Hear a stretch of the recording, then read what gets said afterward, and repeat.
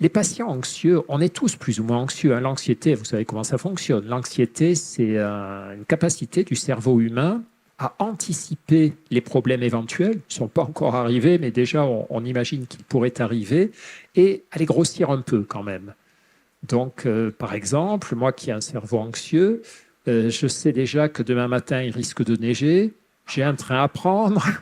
Donc, je me dis, bon, on va demander à Laurence Il quand faut même qu'on de parte surveiller. tôt. Ouais, il ne faut pas partir trop tard. Alors que Christophe, qui apparemment est moins anxieux que moi, voulait partir à 11h30, midi.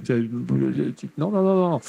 Voilà. Mais cette anxiété, elle a des bons et des mauvais côtés. C'est quand même aussi une fonction, la capacité d'anticiper, de réfléchir à l'avance au problème. C'est formidable si, dans un second temps, on arrive à éteindre le logiciel à anxiété, à se dire, OK, tu as anticipé ce qui pouvait arriver, tu as fait ce qu'il te semblait nécessaire de faire, ça va. Maintenant, Inch'Allah, tu verras bien, et consacre-toi à autre chose. Seulement, c'est pas si simple. Ça, c'est tout l'enjeu de la transformation psychologique, et ça, vous le savez parfaitement.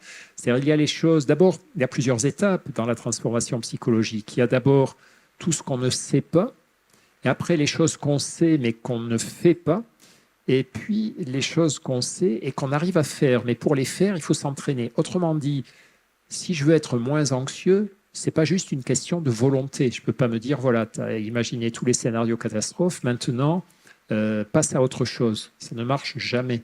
Et la comparaison que je fais souvent par rapport aux transformations psychologiques, notamment quand il y a des émotions comme l'anxiété, la colère ou la tristesse, c'est exactement la même logique que les transformations du corps.